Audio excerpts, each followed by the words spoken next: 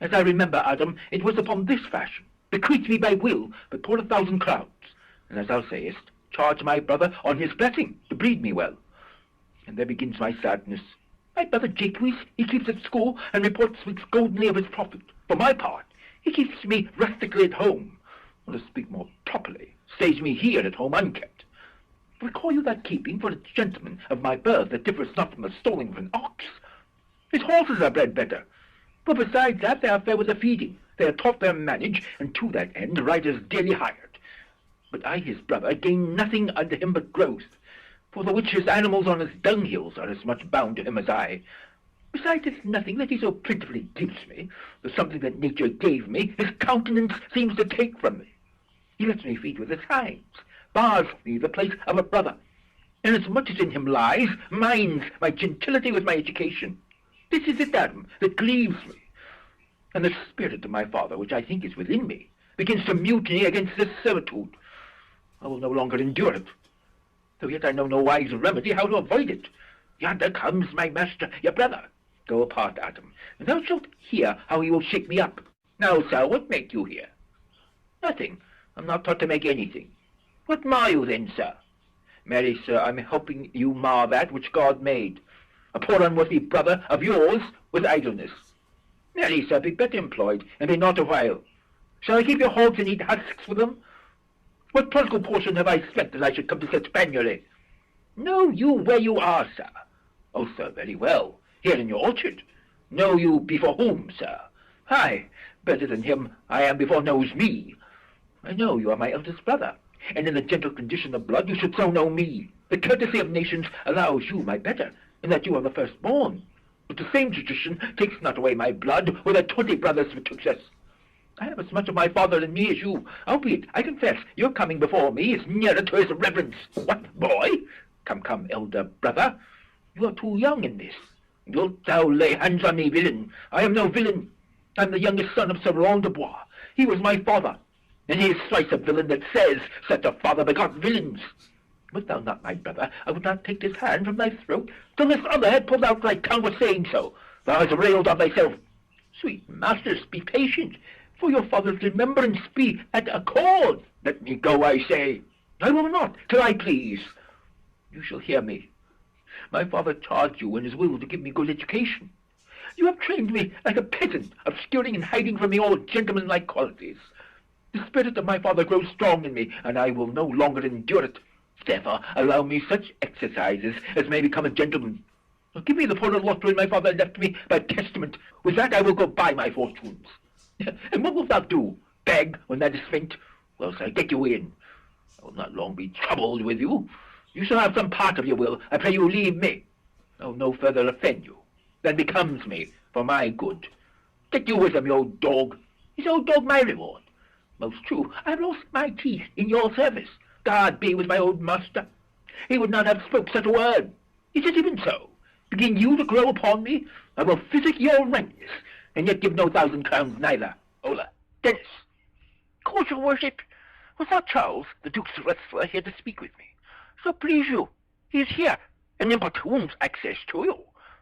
Call him in. It shall be a good way. And tomorrow the wrestling is. What morrow to your worship? Good, Monsieur Charles. What's the new news at the new court? There's no news at the court, sir, but the old news.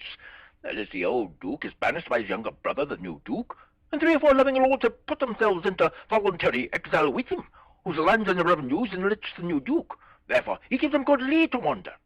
Can you tell me if Rosaline, the Duke's daughter, be banished with her father? Oh, no, for the Duke's daughter, her cousin, so loves her, being ever from their cradles bred together, that she would have followed her exile, or have died to stay behind her. She's at the court, and no less beloved of her uncle than his own daughter, and never 2 ladies loved as they do. Where will the old Duke live? They say he is already in the forests of Alton, and many merry men with him, and there they live like the old Robin Hood of England. They say many young gentlemen flock to him every day, and fleet the time carelessly, as they did in the golden while. What, you wrestle tomorrow before the new Duke? Marry, do I, sir, and I came to acquaint you with a matter. I am given, sir, secretly, to understand that your brother Orlando has a disposition to come in disguised against me to try a fall. Tomorrow, sir, I wrestle for my own credit, and he that escapes me without some broken limb shall acquit him well. Your brother is but young and tender, and for your love I would be loth to foil him, as I must, for my own honour, if he come in. Therefore, out of my love to you, I came hither to acquaint you with all, that either you might stay him from his intendment, or brook such disgrace well, as he shall run into, and that it is a thing of his own such, and altogether against my will. Charles, I thank thee for thy love to me, which thou shalt find I will most kindly requite. I had myself notice of my brother's purpose herein, and have by underhand means laboured to dissuade him from it. But he is resolute. I'll tell thee, Charles, it is the stubbornest young fellow of France, full of ambition, an envious emulator of every man's good parts, a secret and villainous contriver against me, his natural brother. Therefore use thy discretion. I had as lief thou didst break his neck as his finger, and thou wouldst best look to it. For if thou dost him any slight disgrace, or if he do not mightily grace himself on thee, he will practice against thee by poison, entrap thee by some treacherous device, and never leave thee till he hath taken thy life by some indirect means or other. For I assure thee, and almost with tears I speak it, there is not one so young and so villainous that stay living. I speak but brotherly of him, and should I anatomize him to thee as he is, I must blush and weep, and thou must look pale and wonder. I am heartily glad I came hither to you. If he comes in tomorrow, I'll give him his payment. If he ever go alone again, I'll never wrestle for prize more. And so, God keep your worship. Farewell, good Charles. Now will I stir this gamester. I hope I shall see an end of Orlando. For my soul, yet I know not why, hates nothing more than he. Yet he's gentle, never schooled, and yet learned, full of noble device, of all sorts enchantingly beloved, and indeed so much in the heart of the world, and especially in my own people who best know him, that I am altogether misprized. But it shall not be so long. This wrestler shall clear all. Nothing remains but that I kindle the boy thither, which now I'll go about. I pray thee, Rosalind, sweet, my coz, be merry. Dear Celia, I show more mirth than I am mistress of. And would you yet I were merrier?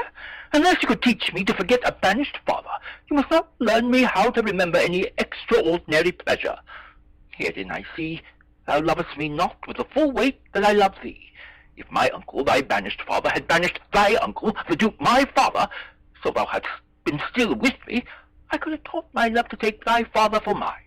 So wouldst thou, if the truth of thy love to me were so righteously tempered as mine is to thee. Well, I will forget the condition of my estate to rejoice in yours. You know my father hath no child but I, no none is like to have. And truly, when he dies, thou shalt be his heir. For what he hath taken away from thy father perforce, I will render thee again in affection. By mine honour I will, and when I break that oath, let me turn monster. Therefore, my sweet Rose, my dear Rose, be merry. From henceforth I will, coz, and devise sports. Let me see, what think you of falling in love? Marry, I prithee do, to make sport withal. But love no man in good earnest, nor no further in sport neither. Then with safety of a pure blush thou mayst in honour come off again. What shall be our sport then?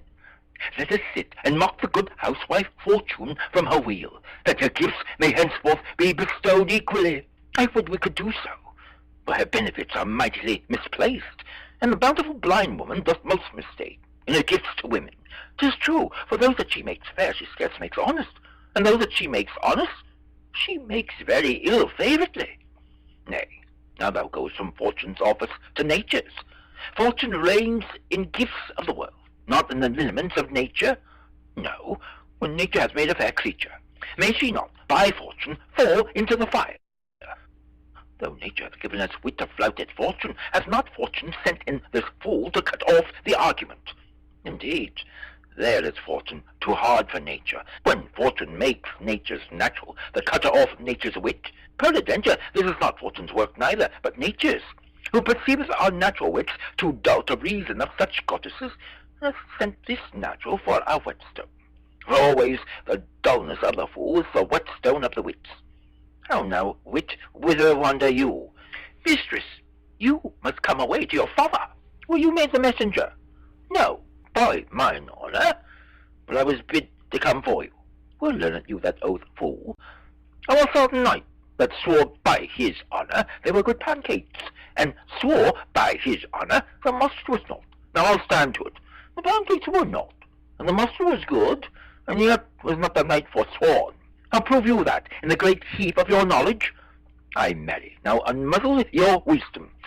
Stand you forth both now, stroke your chins, and swear by your beards that I am a knave. By our beards, if we had them, thou art. By my knavery, if I had it, then I were.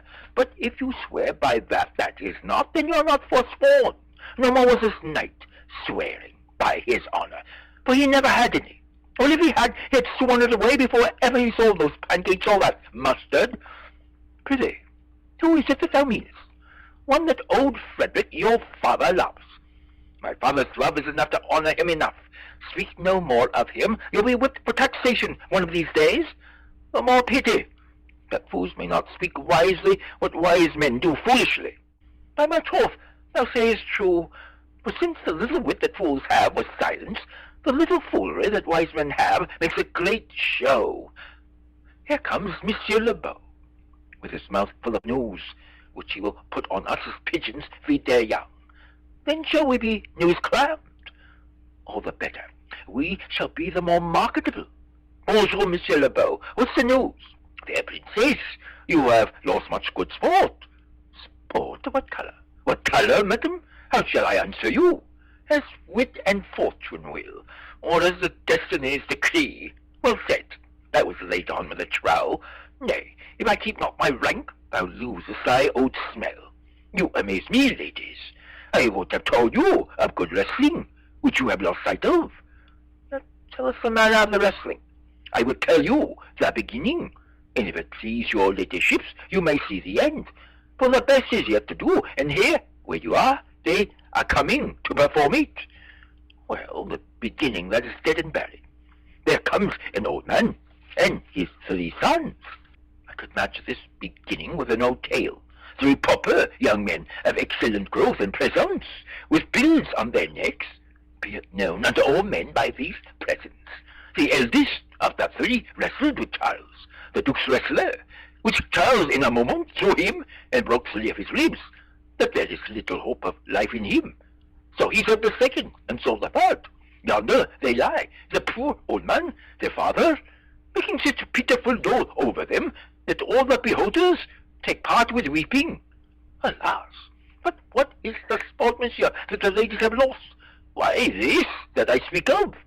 Thus men grow wiser every day. It is the first time that ever I heard breaking of ribs was sport for ladies, or I promise thee. But is there any else longs to see this broken music in the sides? Is there yet another dote upon the rib breaking? Shall we see this wrestling, cousin? You must, if you stay here, for here is the place appointed for the wrestling, and they are ready to perform it. Yonder, sure they are coming.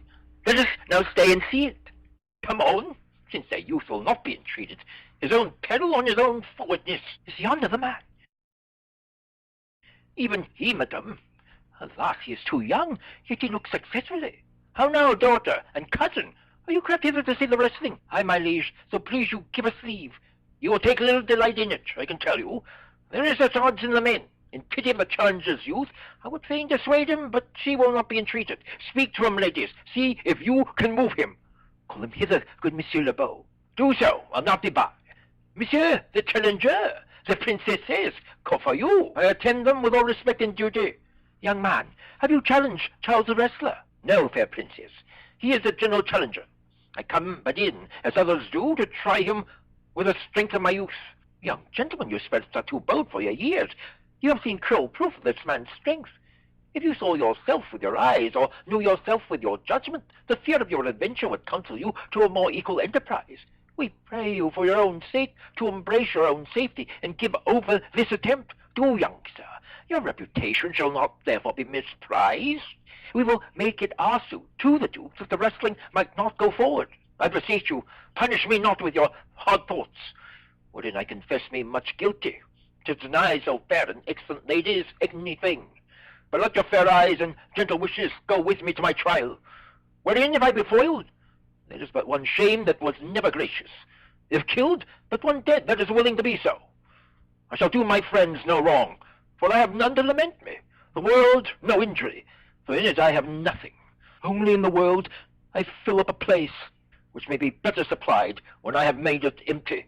The little strength that I have, I would it were with you, and mine to eke out hers. Fare you well, pray heaven, I be deceived in you. Your heart's desires be with you. Come, where is this younger lump that is so desirous to lie with his mother earth? Ready, sir, but his will hath in it a more modest working. You shall try but one for. No, I warn your grace, you shall not entreat him to a second, that have so mightily persuaded him from a first. You mean to mock me after. You should not have mocked me before, but come your ways. Now, Hercules, be thy speed, young man. Oh! I would I were invisible to catch the strong fellow by the leg. Oh, excellent young man. If I had a thunderbolt in mine eye, I can tell who should down. No more, no more. Yes, I beseech your grace, I am not yet well bred. How dost thou, Charles? He cannot speak, my lord. Bear him away. What is thy name, young man? Orlando, my liege, the youngest son of Sir Roland le Bois. I would thou hadst been son to some man else. The world esteemed thy father honourable, but I did find him still mine enemy. Thou shouldst have better pleased me with this deed, hadst thou descent from another house. But fare thee well, thou art a gallant youth. I would thou hadst told me of another father. Were I my father, coz, would I do this? I'm more proud to be Sir Roland's son, his younger son. I will not change that calling to be adopted heir to Frederick. My father loved Sir Roland as his soul, and all the world was of my father's mind. Had I known before this young man his son, I should have given him tears under entreaties, yet he should have thus ventured. Gentle cousin, let us go thank him and encourage him. My father's rough and envious disposition sticks me at heart. Sir, you have well deserved. If you do keep your promises in love, but justly, as you have exceeded promise, your mistress shall be happy. Gentlemen, wear this for me. One out of suit with fortune that could give more, but that her hand lacks means. Shall we go, coz? Aye, fare you well, fair gentlemen. Can I not say I thank you? My better parts are all thrown down, and that which stands up is but a contain, a mere lifeless block. He calls us back, my pride fell with my fortunes. I'll ask him what he would. Did you call, sir? Sir, you have wrestled well, and overthrown more than your enemies. Will you go, coz? Have with you, fare you well. What passion hangs these weights upon my tongue? I cannot speak to her, yet she urged conference. Oh, poor Orlando, thou art overthrown. Or Charles, or something weaker, masters thee. Sir, I do in friendship counsel you to leave this place. Albeit you have deserved high commendation, true applause and love, yet such is now the Duke's condition, that he misconstrues all that you have done. The Duke is humorous, but he is indeed more suits you to conceive than I to speak of. I thank you, sir. And pray you, tell me this, which of the two was daughter of the Duke that here was at the wrestling? Neither his daughter, if we judge by manners. And yet indeed the smaller is his daughter, the other's daughter to the banished Duke, and here detained by a usurping uncle to keep his daughter company, whose loves are dearer than the natural bond of sisters. But I can tell you that of late this Duke had taken displeasure against his gentle niece, grounded upon no other argument, but the people praise her for her virtues, and pity her for her good father's sake. And on my life, his malice against the lady will suddenly break forth. Fare you well. Hereafter, in a better world than this, I shall desire more love and knowledge of you. I rest much bounded to you. Fare you well. Thus must I from the smoke into the smother, from tyrant Duke unto a tyrant brother. But heavenly Rosaline! Why, cousin, why, Rosaline, Cupid have mercy, not a word, not one to throw at a dog. No, thy words are too precious to be cast away upon curs. Throw some of them at me, come, lame me with reasons. Then there were two cousins laid up, when the one should be lamed with reasons and the other mad without any. But is this all for your father? No. Some of it is for my father's child. Oh, how full of briars is this working-day world! They are but burrs, cousin, thrown upon thee in holiday foolery. If we walk not in the trodden paths, our very petticoat will catch them. I could shake them off my coat. These burrs are in my heart. Hem them away. I would try, if I could cry him and have him. Come, come, wrestle with thy affections. Oh, they take the part of a better wrestler than myself. Oh, a good wish upon you. You will try in time in despite of a fall, but turning these jests out of service, let us talk in good earnest. Is it possible on such a sudden you should fall into so strong a liking with old Sir Roland's youngest son? The Duke my father loved his father dearly. Does it therefore ensue that you should love his son dearly? By this kind of chase I should hate him, for my father hated his father dearly, yet I hate not Orlando. No, faith, hate him not for my sake. Why should I not? Does he not deserve well? Let me love him for that, and do you love him because I do. Look, here comes the Duke, with his eyes full of anger. Mistress, dispatch you with your safest haste, and get you from our court.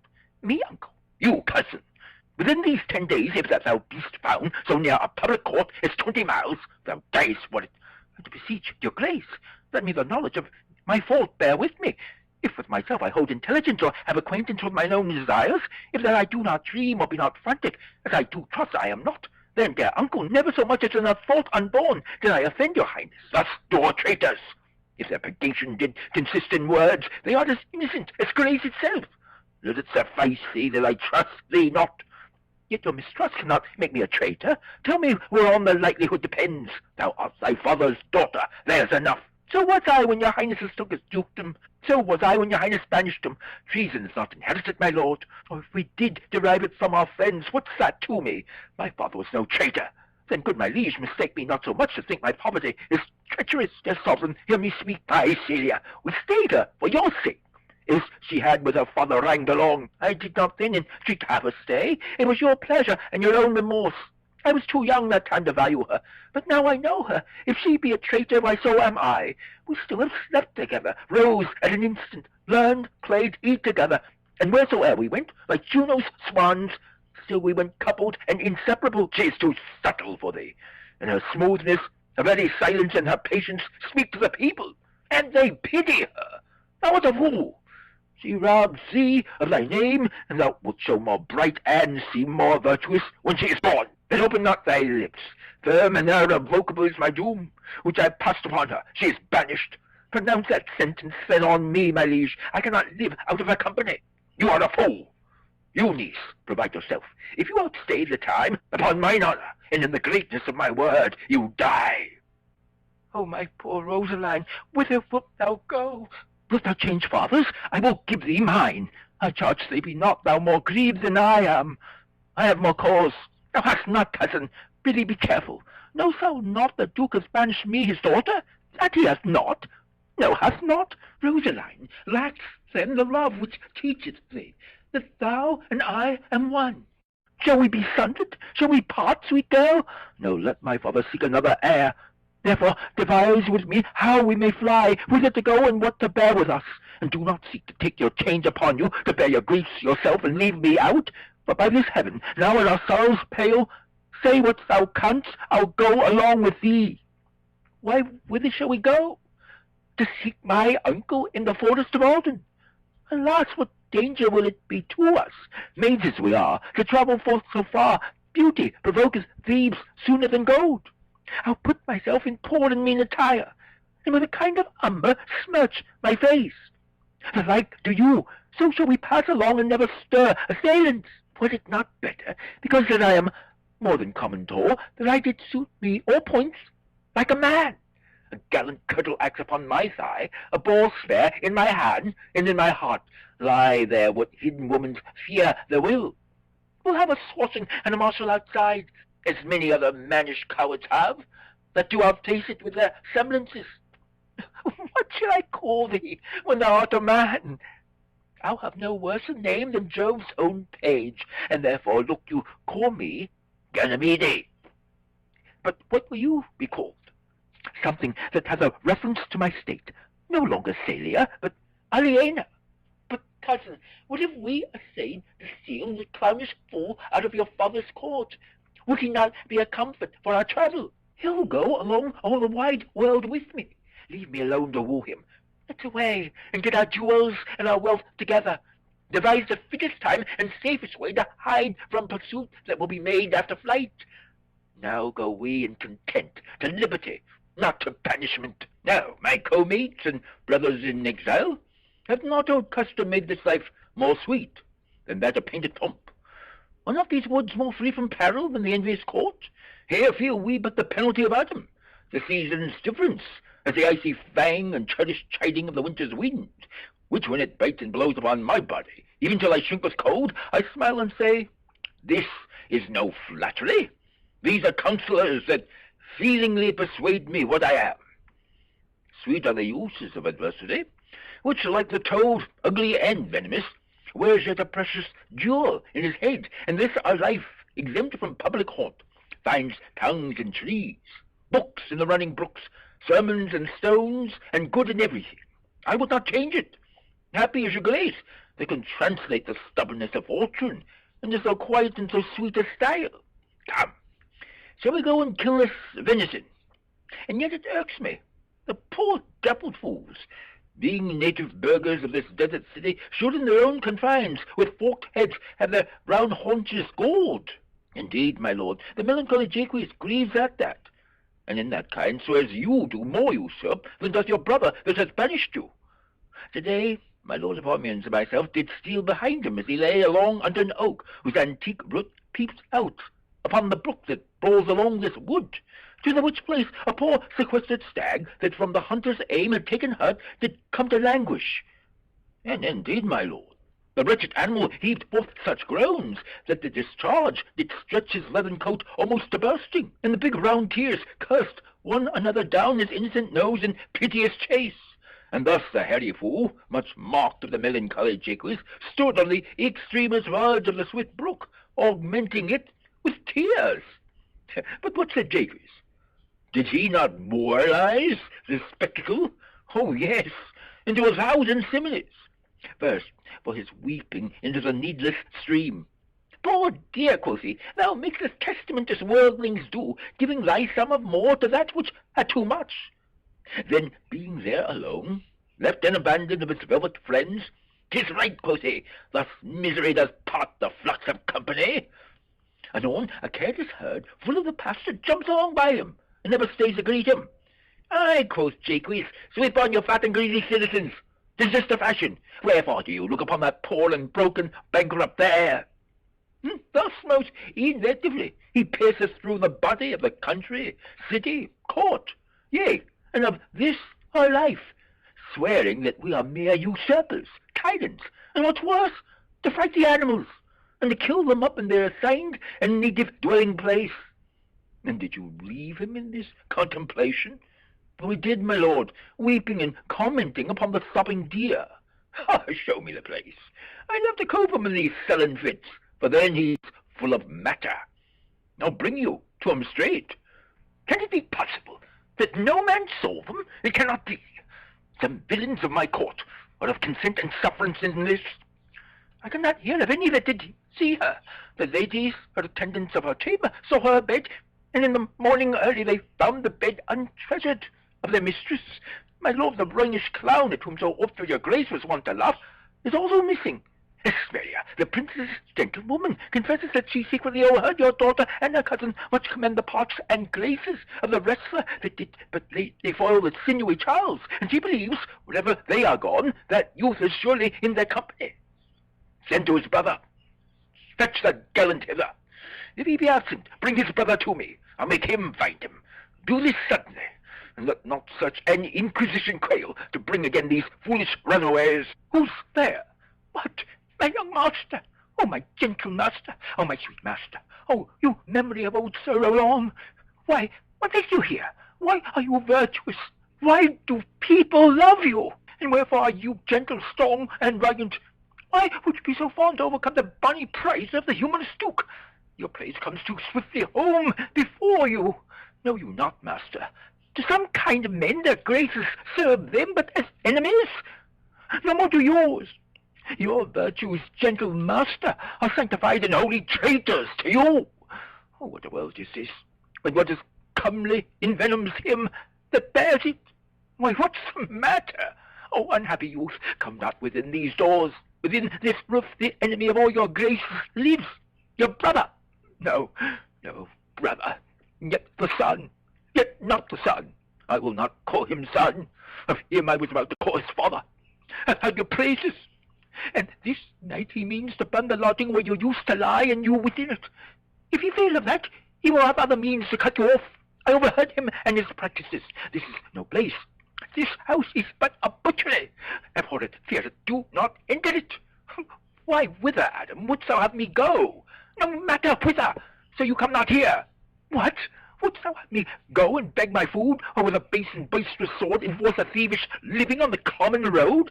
This I must do, or know not what to do. Yet this I will not do, or do how I can. I rather will subject me to the malice of a diverted blood and bloody brother. But do not so. I have 500 crowns, the thrifty hire I saved under your father, which I did store to be my foster nurse, when service should in my old limbs lie lame, and unregarded age and corners thrown. Take that, and eat it doth the ravens feed. Yea, providently, cages for the sparrow. Be comfort to my age. Here is the gold. All this I give you. Let me be your servant. Though I look old, yet I am strong and lusty. For in my youth I never did apply hot and rebellious liquors in my blood, nor did not with unbashful forehead woo the means of weakness and debility. Therefore my age is as but a lusty winter, frosty, but kindly. Let me go with you, out of the service of a younger man, and all your business and necessities. Oh, good old man, how well in thee appears the constant service of the antique world, when service swept for duty, not for meed. Thou art not for the fashion of these times, when none will sweat but for promotion, and having that, do choke their service up even with the having. It is not so with thee. But, poor old man, thou prunest a rotten tree that cannot so much as the blossom yield, in lieu of all thy pains and husbandry. But come thy ways. We'll go along together, and ere we have thy youthful wages spent, we'll light upon some settle's low content. Master, go on, and I will follow thee to the last gasp with truth and loyalty. From 17 years till now, almost 80, here lived I, but now live here no more. At 17 years, many their fortune seek, but at 80, it is too late to weak. Yet fortune cannot recompense me better than to die well, and not my master's debtor. Oh, Jupiter, how weary are my spirits! I care not for my spirits. If my legs were not weary, I could find in my heart to disgrace my man's apparel, and to cry like a woman. But I must comfort the weaker vessel, as doublet and hose ought to show itself courageous to petticoat. Therefore, courage, good Helena. I pray you, bear with me. I can go no further. For my part, I had rather bear with you than bear you. But I should bear no cross if I did bear you, for I think you have no money in your purse. Well, this is the forest of Alton.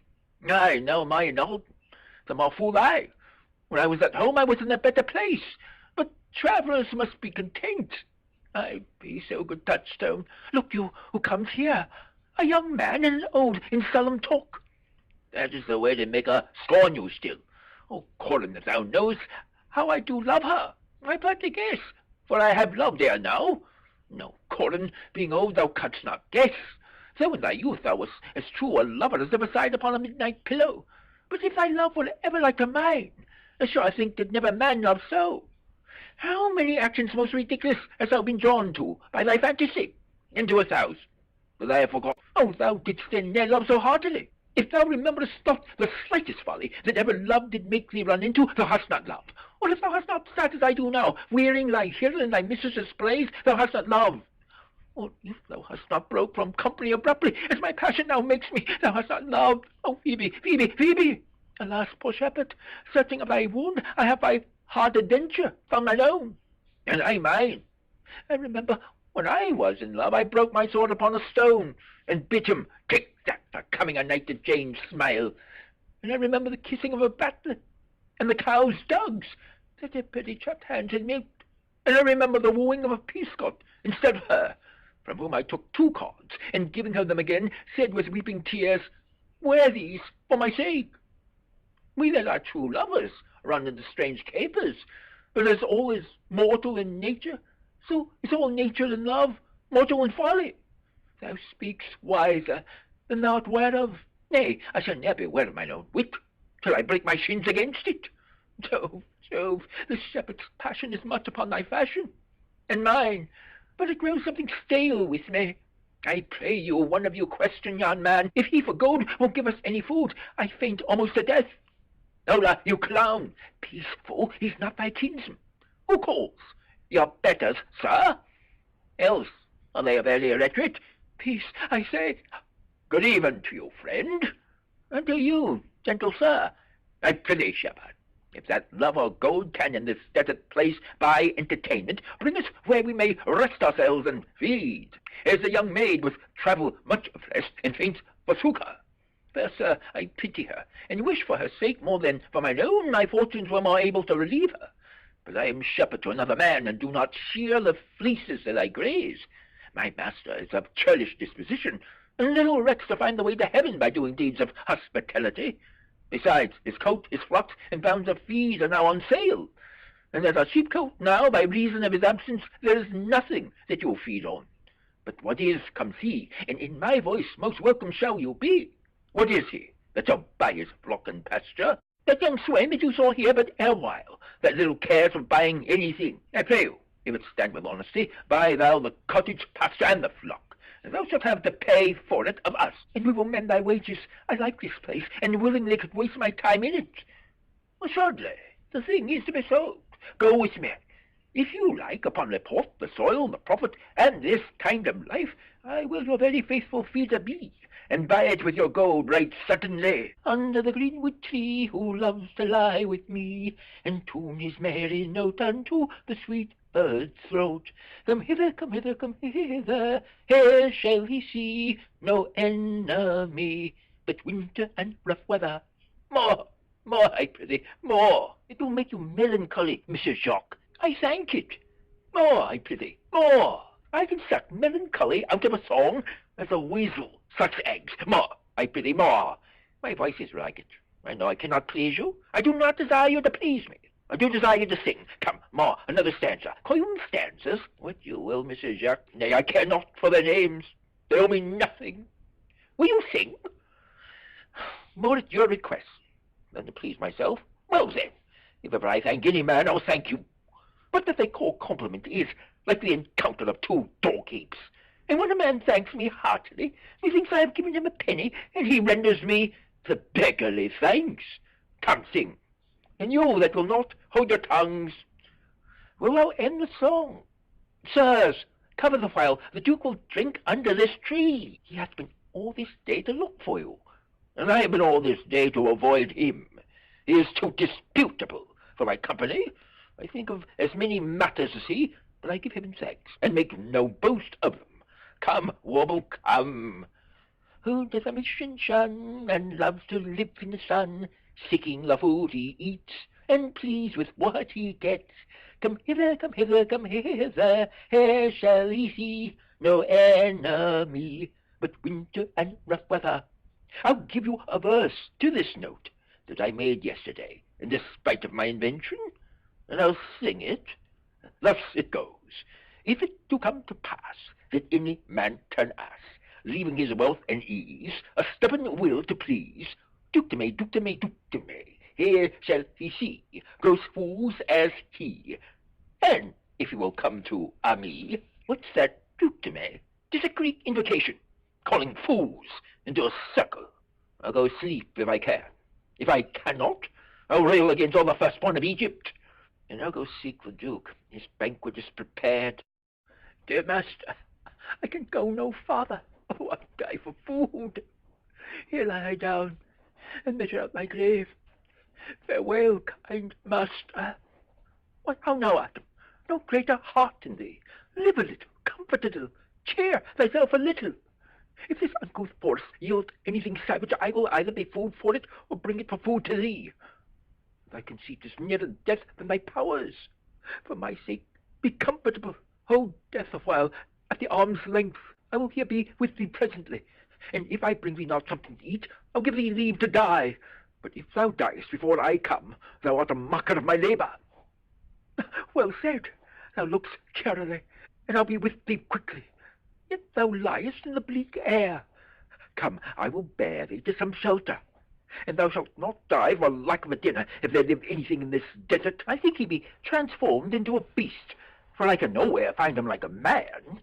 My lord, he is but even now gone hence. Here was he merry, hearing of a song. If he, compact of jars, grow musical, we shall have shortly discord in the spheres. Go seek him, tell him I would speak with him. He saves my labour by his own approach. Why, how now, monsieur? What a life is this, that your poor friends must woo your company? What, you look merrily? A fool, I met a fool in the forest, a motley fool, a miserable world. As I do live by food, I met a fool, who laid him down and basked him in the sun, and railed on Lady Fortune in good terms, in good set terms, and yet a motley fool. Good morrow, fool, quoth I. No, sir, quoth he, call me not fool till heaven hath sent me fortune. And he drew a dial from his poke, and looking on it with lacklustre eye, says very wisely, It is 10 o'clock. Thus may we see, quoth he, how the world wags. 'Tis but an hour ago since it was 9, and after 1 hour more 'twill be 11. And so from hour to hour we ripe and ripe, and then from hour to hour we rot and rot, and thereby hangs a tale. When I did hear the motley fool thus moral on the time, my lungs began to crow like chanticleer, that fools should be so deep contemplative, and I did laugh, sans intermission, an hour by his dial. O noble fool! A worthy fool, motley's the only wear. What fool is this? A worthy fool, one that has been a courtier, and says, if ladies be but young and fair, they have the gift to know it. And in his brain, which is as dry as the remainder biscuit after a voyage, he has strange places crammed with observation, the which he vents in mangled forms. Oh, that I were a fool! I am ambitious for a motley coat. Thou shalt have one. It is my only suit, provided that you weed your better judgments of all opinion that grows rank in them, that I am wise. I must have liberty withal, as large a charter as the wind, to blow on whom I please, for so fools have. And they that are most gored with my folly, they most must laugh. And why, sir, must they so? Why, as plain as way the parish church. He that the fool does very wisely hit, doth very foolishly, although he smart, not to seem senseless of the barb. If not, the wise man's folly is anatomized, even by the squandering glances of the fool. Invest me in my motley. Give me leave to speak my mind, and I will through and through cleanse the foul body of the infected world, if they will patiently receive my medicine. Fie on thee! I can tell what thou wouldst do. What for a counter would I do but good? Most mischievous foul sin in chiding sin. But thou thyself hast been a libertine, as sensual as the brutish sting itself, and all the emborsed sores and headed evils that thou wast licensed a free foot as caught, wouldst thou disgorge into the general world. Why, who cries out on pride that can therein tax any private party? Does it not flow as hugely as the sea, till that the weary very means do ebb? What woman in the city do I name when I say, the city woman bears the cost of princes on unworthy shoulders? Who can come in and say that I mean her? When such a one is she, such is her neighbour. Or what is he of basest function that says his bravery is not on my course, thinking that I mean him, but therein suits his folly to the metal of my speech? There then, how then, what then? Let me see wherein my tongue hath wronged him. If it do him right, then he hath wronged himself. If he be free, why then my taxing like a wild goose flies, unclaimed of any man. But who comes here? Forbear, and eat no more. Why, I've eat none yet, nor shall not till necessity be served. What kind should this cock come of? Art thou thus bold, man, by thy distress, or else a rude despiser of good manners, that in civility thou seemst so empty? You touch my vein at first. The thorny point of bare distress hath taken from me the show of smooth civility. Yet am I inland bred, and I know some nurture. But forbear, I say. He dies that touches any of this food, till I and my affairs are answered. You will not be answered with reason. I must die. What would you have? Your gentleness shall force more than your force move us to gentleness. I almost die for food, and let me have it. Sit down and feed, and welcome to our table. Speak you so gently? Pardon me, I pray you. I thought that all things had been savage here, and therefore put I on the countenance of stern commandment. But whate'er you are, that in this desert inaccessible, under the shade of melancholy boughs, lose and neglect the creeping hours of time, if ever you have looked on better days, if ever been where bells have knolled to church, if ever sat at any good man's feast, if ever from your eyelids wiped a tear, and know what 'tis to pity and be pitied, let gentleness my strong enforcement be, in the which hope I blush and hide my sword. Sure it is. We have seen better days, and have with holy bell been knolled to church, and sat at good men's feasts, and wiped our eyes of drops that sacred pity hath engendered.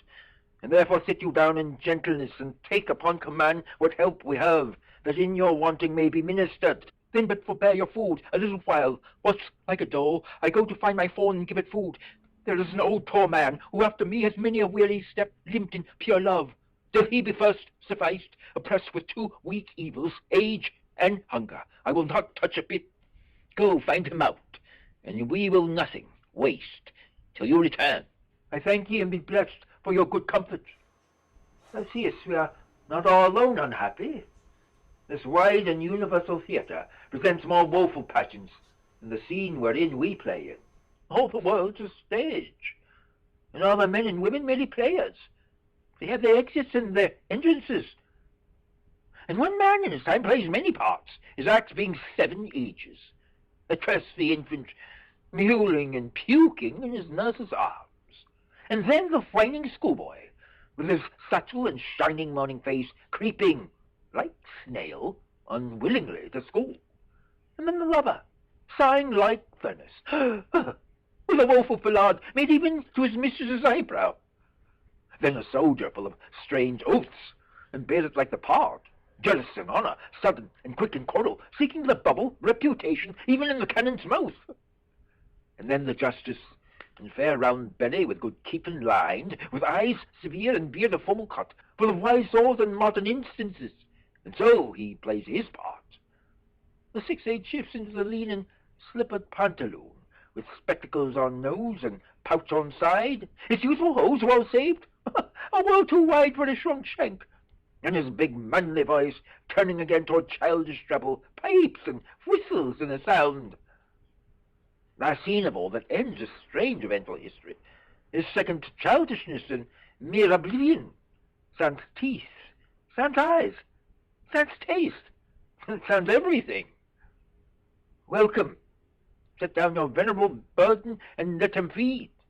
I thank you most for him. So had you need, I scarce can speak to thank you for myself. Welcome fortune. I will not trouble you as yet to question you about your fortunes. Come, give us some music, and good cousin sing.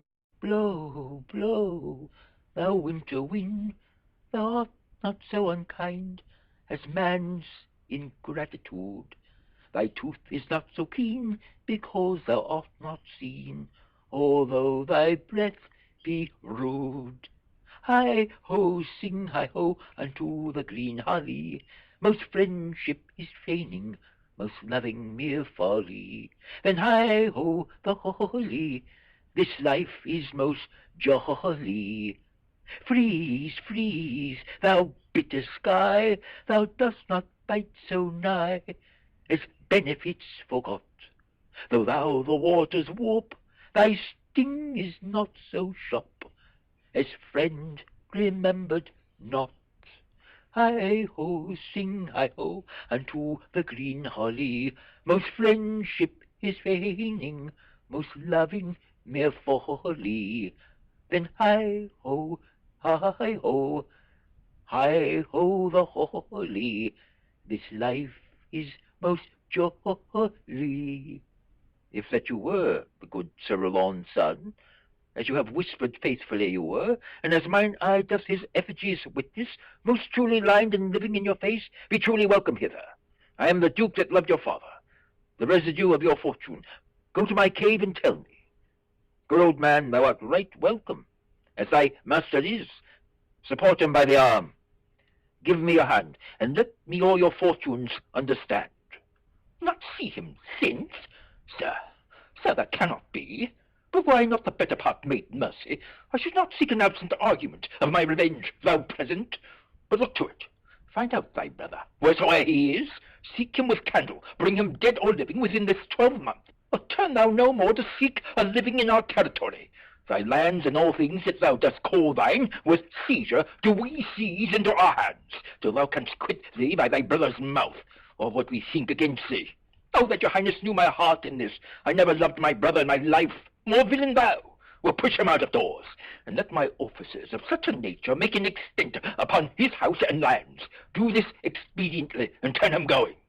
Hang there my verse, in witness of my love, and thou, thrice-crowned queen of night, survey with thy chaste eye from my pale sphere above thy huntress's name, that my full life doth sway. O Rosaline, these trees shall be my books, and in their barks my thoughts our character, that every eye doth in this forest looks shall see thy virtue witnessed everywhere. Run, Orlando, carve on every tree the fair, the chaste, and unexpressive she. And how like you this shepherd's life, Master Touchstone? Truly, shepherd, in respect of itself, it is a good life, but in respect that it is a shepherd's life, it is naught. In respect that it is solitary, I like it very well, but in respect that it is private, it is a very vile life. Now, in respect it is in the fields, it pleaseth me well, but in respect it is not in the court, it is tedious. As it is a spare life, look you, it fits my humour well, but as there is no more plenty in it, it goes much against my stomach. Has any philosophy in thee, shepherd? No, but that I know the more one sickens, the worse at ease he is, and that he that wants money, means, and content, is without 3 good friends, that the property of rain is wet, and fire to burn, that good pasture makes fat sheep, and that the great cause of the night is lack of the sun, that he that has learned no wit by nature, nor art, may complain of good breeding, or comes of a very dull kindred. Such a one is a natural philosopher. Was ever in court, shepherd? No, truly. Then thou art damned. Nay, I hope, truly, thou art damned, like an ill-roasted egg, all on one side. For not being at court, your reason. Why, if thou never wast at court, thou never saw'st good manners. If thou never saw'st good manners, then thy manners must be wicked, and wickedness is sin, and sin is damnation. Thou art in a parlous state, shepherd, not a whit Touchstone. Though there are good manners at the court, all as ridiculous in the country as the behaviour of the country is most mockable at the court. You told me you salute not at the court, but you kiss your hands. The courtesy would be uncleanly if courtiers were shepherds. Instance, briefly, come instance. Why, we are still handling our ewes, and their fells, you know, are greasy. Why do not your courtiers' hands sweat, and is not the grease of a mutton as wholesome as the sweat of a man? Shallow, a bitter instance, I say, come. Besides, our hands are hard. Your lips will feel them the sooner. Shallow again. A more sounder instance, come. And they are often tarred over with the surgery of a sheep. And would you have us kiss tar? The courtiers' hands are perfumed with civet. Most shallow man. A worm's meat in respect of a good piece of flesh indeed. Learn of the wise and pen. Civet is of a baser birth than tar, the very uncleanly flux of a cat. Mend the instance, shepherd. You have too courtly a wit for me. I'll rest. Wilt thou rest, damned? God help thee, shallow man. God make incision in thee. Thou art raw. Sir, I am a true labourer. I earn that I eat, get what I wear. Owe no man hate, envy no man's happiness, glad of other men's good, content with my harm. And the greatest of my pride is to see my ewes graze, and see my lambs suck. That is another simple sin in you. To bring the ewes and the rams together, and to offer to get your living by the copulation of cattle, to be bought to a bellwether, and betray a she-lamb of a 12-month to a crooked-pated old cuckoldry ram out of all reasonable match. If thou be'st not damned for this, the devil himself will have no shepherds. I cannot see else how thou shouldst escape. Here comes young Master Ganymede, my new mistress's brother. From the east western inn, now Joe is like Rosalind. Her worth being mounted on the wind through all the world bears Rosaline. All the pictures fairest line are but black to Rosaline. Let no face be kept in mind but the fair of Rosaline. I'll rhyme you so 8 years together. Dinners and suppers and sleeping hours accepted. Is this the right but a woman's rank to market? Out, fool! For a taste, if a heart do lack a hind, let him seek out Rosaline. If a cat will after kine, so be sure, will Rosaline. Winter garments must be lined, so must slender Rosaline. They that reef must sheaf and bind, then to cart with Rosaline. Sweetest nut hath sourest rind, such a nut is Rosaline. He that sweetest rose will find must find love's prick and Rosaline. This is a very false gallop of verses. Why do you infect yourself with them? Peace, you dull fool! I found them on a tree. Truly, the tree yields bad fruit. I'll graft it with you, and I'll graft it with a medlar. Then it will be the earliest fruit in the country, for you'll be rotten ere you'll be half ripe, and that's the right virtue of the medlar. You have said, but whether wisely or no, let the forest judge. Peace, here comes my sister, reading. Stand aside. Why should this a desert be? For it is unpeopled? No. Tongues I'll hang on every tree that shall civil sayings show. Some, how brief the life of man runs his erring pilgrimage, that the stretching of a span buckles in his sum of age. Some of violated vows twixt the souls of friend and friend. But upon the fairest boughs, or at every sentence end, will I, Rosa Linda, write, teaching all that read to know the quintessence of every sprite heaven would in little show. Therefore heaven nature charged that one body should be filled with all graces wide enlarged. Nature presently distilled Helen's cheek, but not her heart. Cleopatra's majesty, Atalanta's better part, sad Lucretia's modesty. Thus, Rosaline of many parts by heavenly synod was devised, of many faces, eyes, and hearts, to have the touch's dearest prize. Heaven would that she these gifts should have, and I to live and die her slave. O most gentle Jupiter, what tedious harmony of love have you wearied your parishioners withal, and never cried her patience to people? How now? Back, friends. Shepherd, go off a little. Go with him, sirrah. Let us make an honourable a retreat, though not with bag and baggage, yet with scrip and scrippage. Didst thou hear these verses? Oh, yes, I heard them all, and more too, for some of them had in them more feet than the verses would bear. That's no matter, the feet might bear the verses. Aye, but the feet were lame, and could not bear themselves without the verse, and therefore stood lamely in the verse. But didst thou hear without wondering how thy name should be hanged and carved upon these trees? I was 7 of the 9 days out of the wonder before you came, for look here, what I found on a palm tree. I was never so berhymed since Pythagoras' time, that I was an Irish rat, which I can hardly remember. Show you who has done this. Is it a man? And a chain that you once wore about his neck, change you colour? I pray thee who? Oh, Lord, Lord, it is a hard matter for friends to meet, but mountains may be removed with earthquakes, and so encounter. Nay, but who is it? Is it possible? Nay, I pity now, with most petitionary vehemence, tell me who it is. Oh, wonderful, wonderful, and most wonderful, wonderful, and yet again wonderful. And after all that, out of all whooping, good my complexion. Dost thou think, though I am caparisoned like a man, I have a doublet and hose in my disposition? 1 inch of delay more is the South Sea of discovery. I prithee, tell me who is it quickly, and speak apace.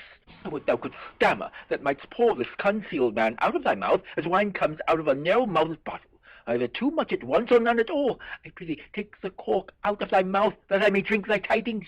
So you may put a man in your belly. Is he of God's making? What manner of man? Is his head worth a hat, or his chin worth a beard? Nay, he has but a little beard. Why, God will send him more, if the man will be thankful. Let me stay the growth of his beard, if thou delay me not the knowledge of his chin.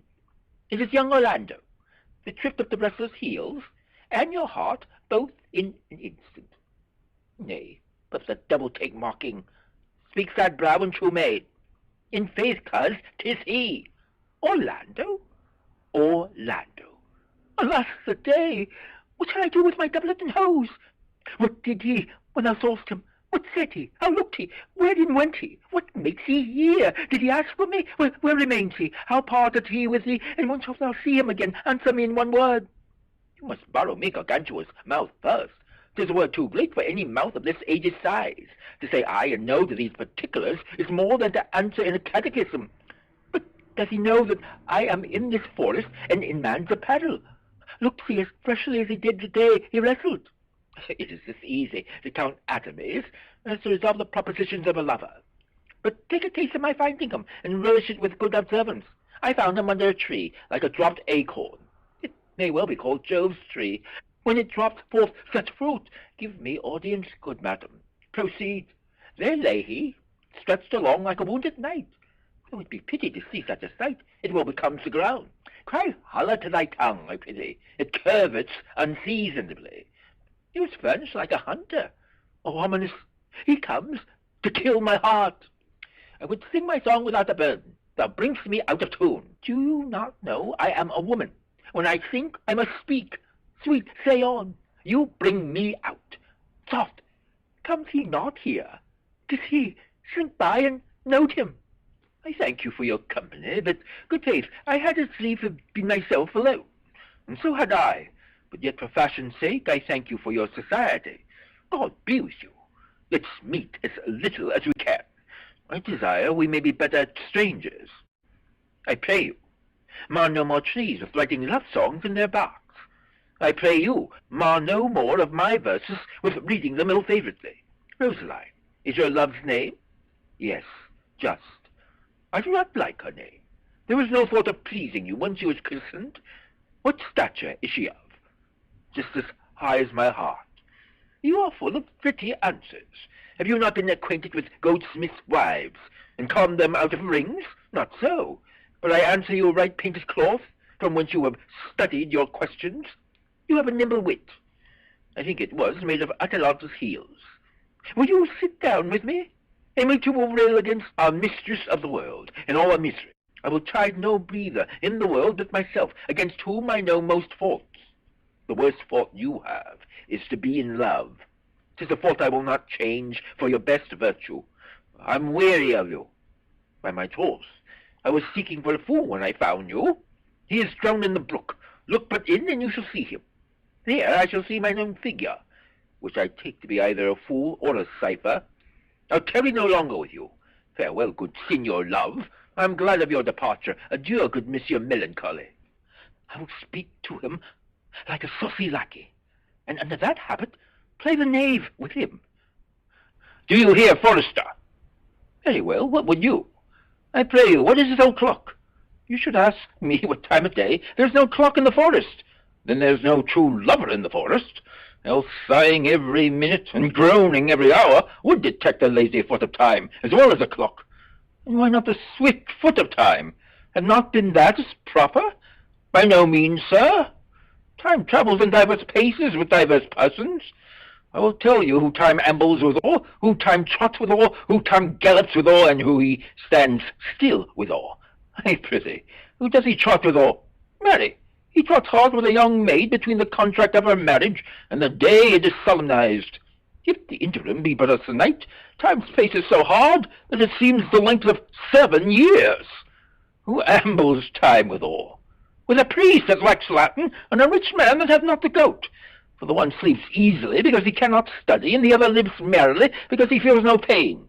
The one lacking the burden of lean and wasteful learning, the other knowing no burden of heavy, tedious penury. These time ambles withal. Who does he gallop withal? With a thief to the gallows. For though he go as softly as foot can paw, he thinks himself too soon there. Who stays it still withal? With lawyers in the vacation. For they sleep between term, and then they perceive not how time moves. Where dwell you? With this shepherdess, my sister, here in the skirts of the forest, like fringe upon a petticoat. Are you native of this place? As the coney that you see dwell where she is kindled? Your accent is something finer than you could purchase, and so remove the dwelling. I have been told so of many, but indeed an old religious uncle of mine taught me to speak, who was in his youth an inland man, one that knew courtship too well, for there he fell in love. I have heard him read many lectures against it, and I thank God I am not a woman, to be touched with so many giddy offences, as he hath generally taxed the whole sex withal. Can you remember any of the principal evils that he laid to the charge of women? There were none principal. They're all like one another as halfpence are, every one fault seeming monstrous, till his fellow fault came to match it. I prithee, recount some of them. No, I will not touch away my physic, but on those that are sick. There is a man haunts the forest that abuses a young plants with carving a rosaline on their barks, hangs odes upon hawthorns and elegies on brambles, all forsooth deifying the name of rosaline. If I could meet that fancy monger, I would give him some good counsel, for he seems to have the quotidian of love upon him. I am he that is so love-shaped. I pray you, tell me your remedy. There is none of my uncle's marks upon you. He taught me how to know a man in love, in which cage of rushes I am sure you are not prisoner. What were his marks? A lean cheek, which you have not, a blue eye and sunken, which you have not, an unquestionable spirit, which you have not, a beard neglected, which you have not, for simply your having a beard is a younger brother's revenue. Then your hose should be ungartered, your bonnet unbandaged, your sleeve unbuttoned, your shoe untied, and everything about you in demonstrating a careless desolation. But you are no such man. You are rather point device in your accoutrements, as loving yourself and seeming the lover of any other. I would I could make thee believe I love. Me believe it. You may as soon make her that you love believe it, which I warn she is apter to do, than to confess she does. That is one of the points in which women still give the lie to their consciences. But in good truth are you he that hangs the verses on the trees, wherein Rosaline is so admired? I swear to thee, by the white hand of Rosaline, I am he, that unfortunate he. But are you so much in love as your rhymes speak? Neither rhyme nor reason can express how much. Love is merely a madness, and I tell you, deserves as well a dark house and a whip as madmen do. And the reason why they are not so punished and cured is that the lunacy is so ordinary that the whippers are in love too. Yet I profess curing it by counsel. Did you ever cure any so? Yes, one, and in this manner.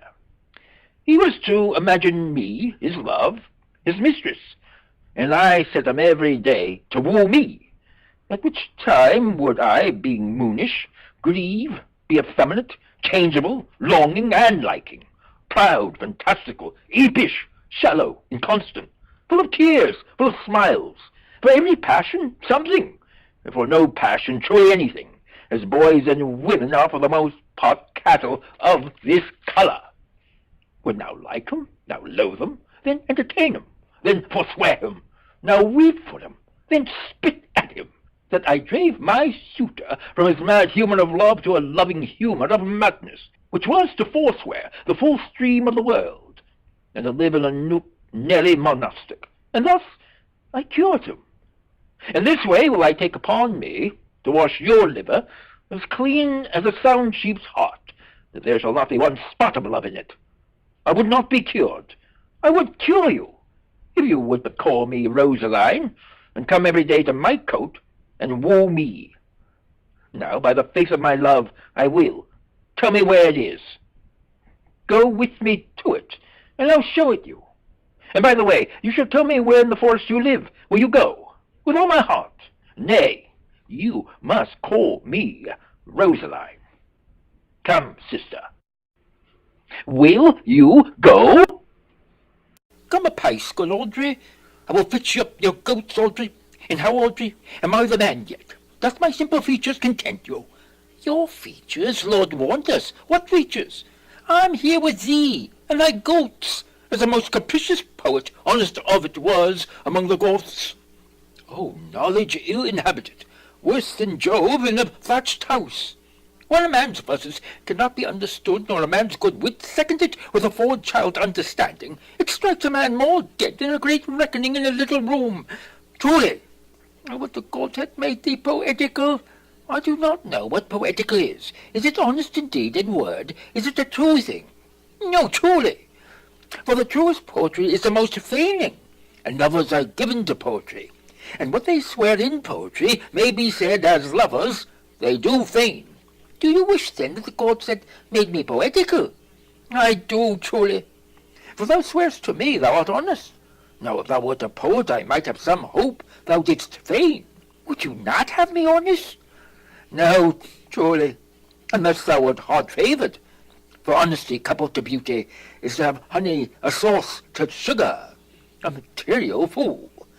Well, I'm not fair, and therefore I pray the gods make me honest, truly, and to cast away honesty upon a foul slut would put good meat into an unclean dish.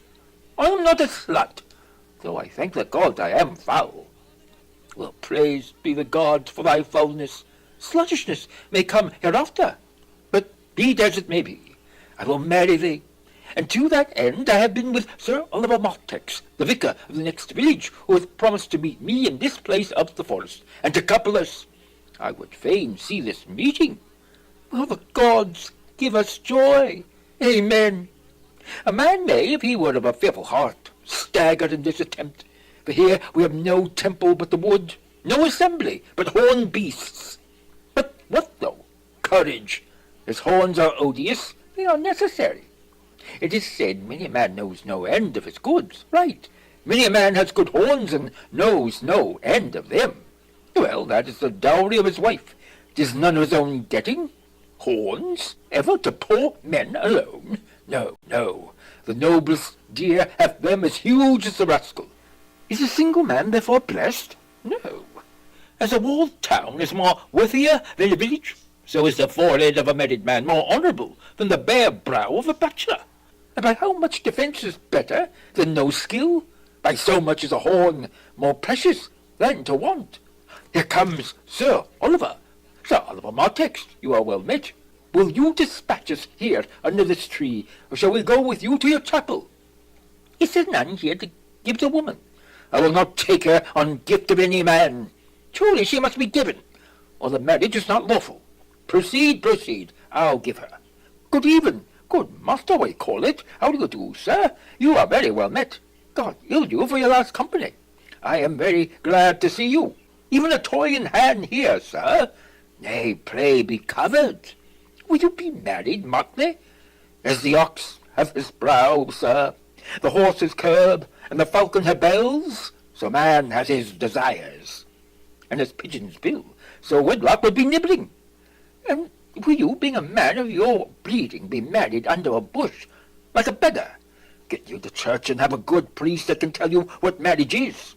This fellow will but join you together as they join the wainscot. Then one of you will prove a strong panel, and like green timber, warp, warp.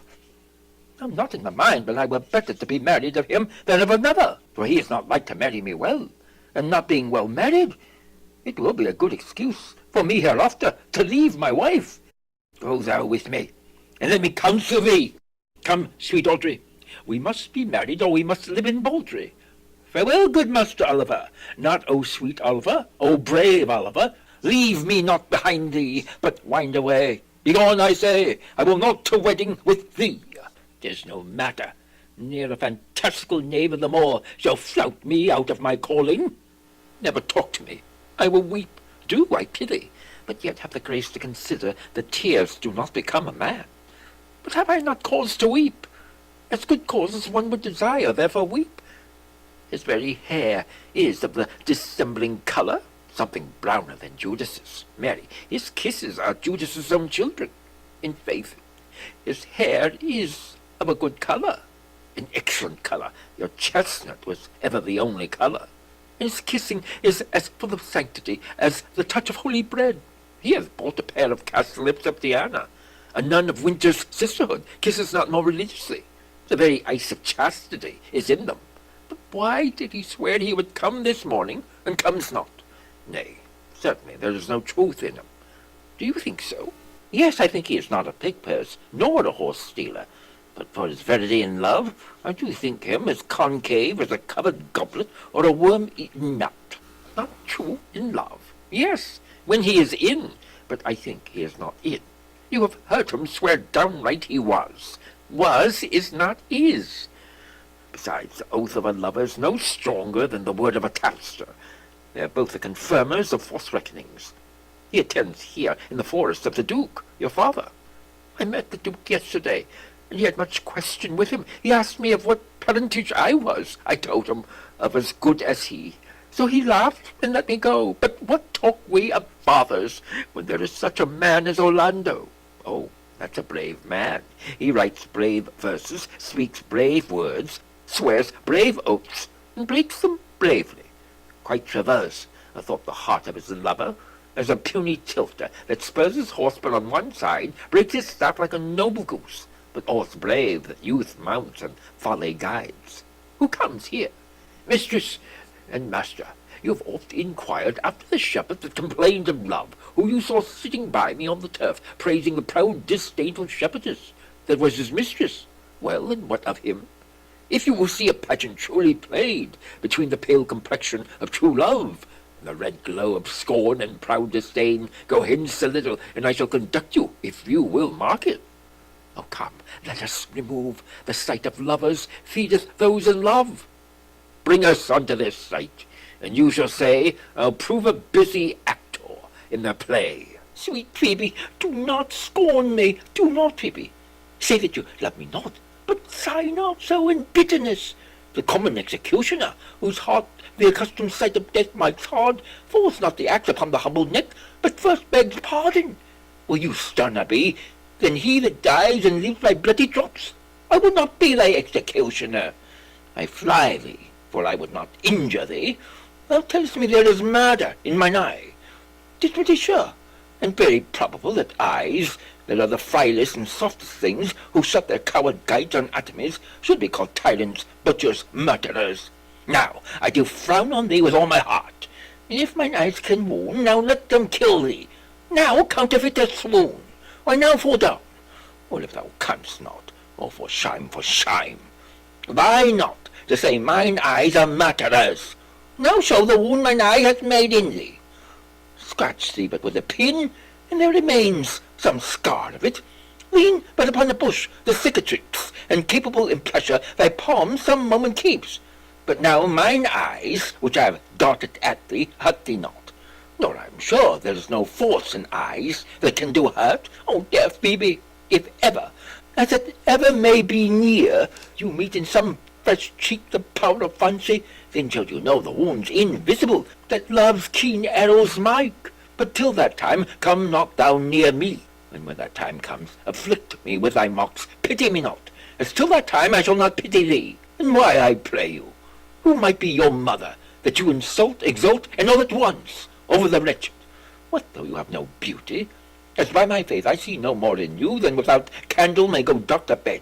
Must you therefore be proud and pitiless? Why, what means this? Why do you look on me?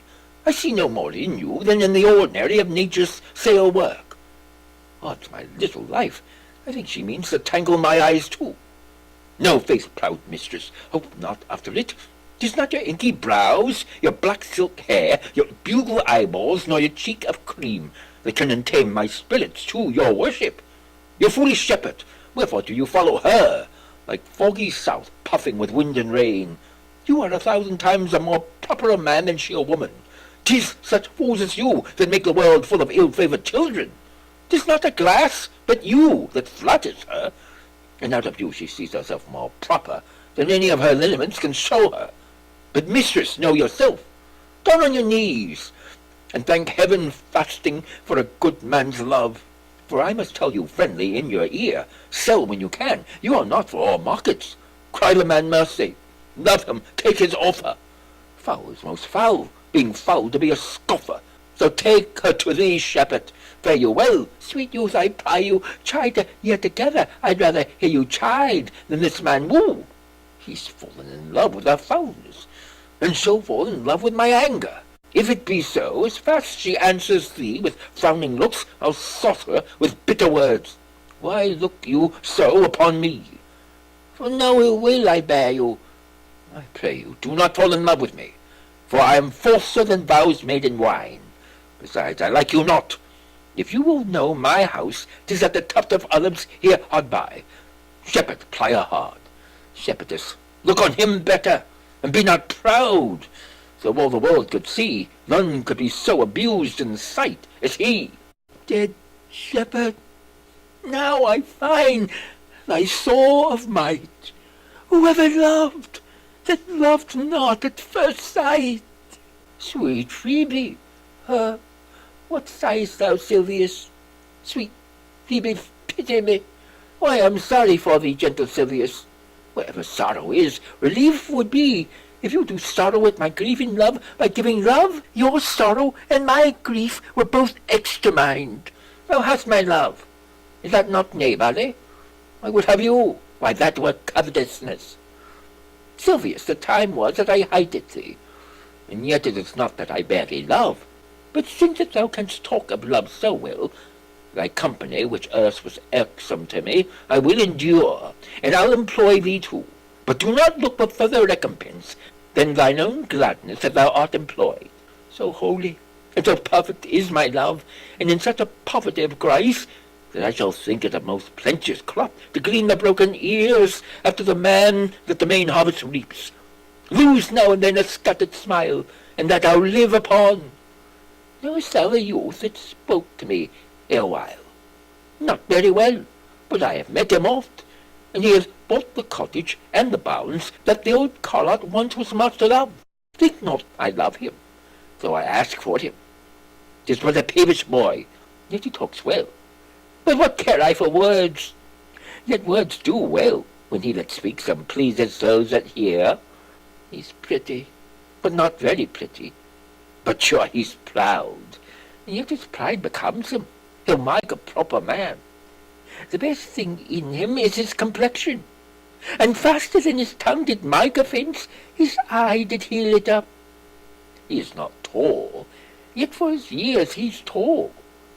His leg is but so, and yet 'tis well. There was a pretty redness in his lip, a little riper and more lusty red than that mixed in his cheek. 'Twas just the difference betwixt the constant red and mingled damask. There be some women, Silvius, had they marked 'em in parcels as I did, would have gone near to fall in love with 'em. But from apart, I love 'em not, nor hate 'em not. And yet I have more cause to hate 'em than to love 'em. For what had he to do to chide at me? He said mine eyes were black, and mine hair black, and now I am remembered scorned at me. I marvel why I answered not again, but that's all one. No mittance is not quittance. I'll write him a very taunting letter, and thou shalt bear it, wilt thou, Silvius? Phoebe, with all my heart. I'll write it straight. The matter's in my head and in my heart. I will be bitter with him, and passing short. Go with me, Silvius. I prithee, let me be better acquainted with thee. They say you are a melancholy fellow. I am so. I do love it better than laughing. Those that are in extremity of either are abominable fellows, and betray themselves to every modern censure, worse than drunkards. Why, 'tis good to be sad, and say nothing. Why, then 'tis good to be a post.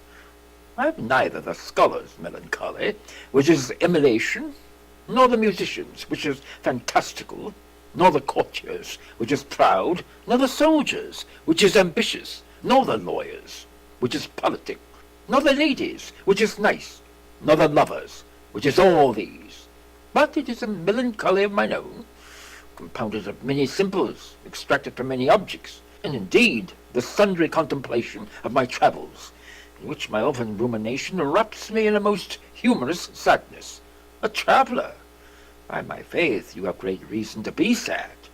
I fear you have sowed your own land as the other men's, been to have seen much and to have nothing, but to have rich eyes and poor hands. Yes, I have gained my experience, and your experience makes you sad. I'd rather have a fool to make me merry than experience to make me sad, and to travel for the two. Good day and happiness, dear Rosaline. Nay, then, God be with you, and you talk in blank verse. Farewell, Monsieur Traveller. Look, you lisp, and wear strange suits. Disable all the benefits of your own country. Be out of love with your nativity, and almost chide God for making you that countenance you are, or I would scarce think you have swam in a gondola. Why, how now, Orlando? Where have you been all this while? You a lover? And you serve me such another trick, never come in my sight more. My fair Rosaline, I come within an hour of my promise. Break an hour's promise in love? He's able to divide a minute into 1,000 parts and break but a part of 1,000th part of a minute in the affairs of love. It may be said of him that Cupid has clapped him on the shoulder, but I warned him hot-ho. Pardon me, dear Rosaline. Nay, can you be so tardy? Come no more in my sight. I had as lief be wooed of a snail. Of a snail? Aye, of a snail. Although he comes slowly, he carries his house on his head. A better jointure, I think, than you can make a woman. Besides, he brings his destiny with him. What's that? My horns, which such as you are fain to be beholden to your wives for. But he comes armed in his fortune, and prevents the slander of his wife. Virtue is no hornmaker, and my Rosaline is virtuous, and I am your Rosaline. It pleases him to call you so, but he has the Rosaline of a better Lear than you. Come, woo me, for now I am in a holiday humour, and like enough to consent. What would you say to me now? And I were your very, very Rosaline, I would kiss before I spoke. Nay, you were better speak first, and when you were gravelled for lack of matter, you might take occasion to kiss. Very good orators, when they are out, they will spit, and our lovers lacking, God warn us, matter. The cleanliest shift is to kiss. How if the kiss be denied? Then she puts you to entreaty, and there begins new matter. Who could be out, being before his beloved mistress? Marry, that should you, if I were your mistress. Or I should think my honesty ranker than my wit. What, of my suit? Not out of your apparel, and yet out of your suit. Am I not your Rosaline? I take some joy to say you are, because I would be talking of her. Well, in her person, I say I will not have you. Then in mine own person I die. No, Faith. Die by attorney.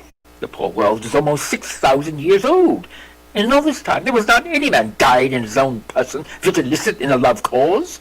Charles had his brains dashed out with a Grecian club, yet he did what he could to die before, and he is one of the patterns of love. Leander, he would have lived many a fair year, though Hero had turned nun, if it had not been for a hot midsummer night. For he went but forth to wash him in the Hellespont, and being taken with a cramp, was drowned. And the foolish chroniclers of that age found it was Hero of Cestus.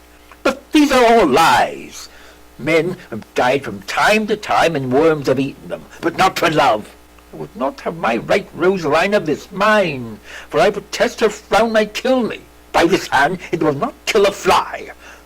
But come, now I will be your Rosaline in a more coming-on disposition. And ask me what you will, I will grant it. Then love me, Rosaline. Yes, faith will I. Fridays, and Saturdays, and all. And wilt thou have me? Aye, and 20 such. What sayest thou? Are you not good? I hope so. Why, then, can one desire too much of a good thing? Come, sister, you shall be the priest and marry us. Give me a hand, Orlando. What do you say, sister? Pray thee, marry us. I cannot say the words. You must begin, will you, Orlando? Go to. Will you, Orlando, have to wife this Rosaline? I will. Aye, but when? Why now, as fast as you can marry us. Then you must say, I take thee, Rosaline, for wife. I take thee, Rosaline, for wife. I might ask you for your commission, but I do take thee, Orlando, for my husband. There's a girl goes before the priest, and certainly a woman's thoughts run before her actions. So do all thoughts. They are winged.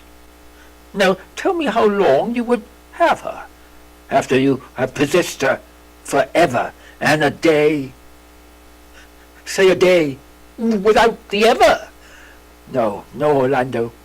Men are April when they woo, December when they wed. Maids are May when they are maids, but the sky changes when they are wives. I will be more jealous of thee than a bobby-cock pigeon over his hen, more clamorous than a parrot against rain, more new-fangled than an ape, more giddy in my desires than a monkey. I will weep for nothing, like Diana in the fountain, and I will do that when you are disposed to be merry.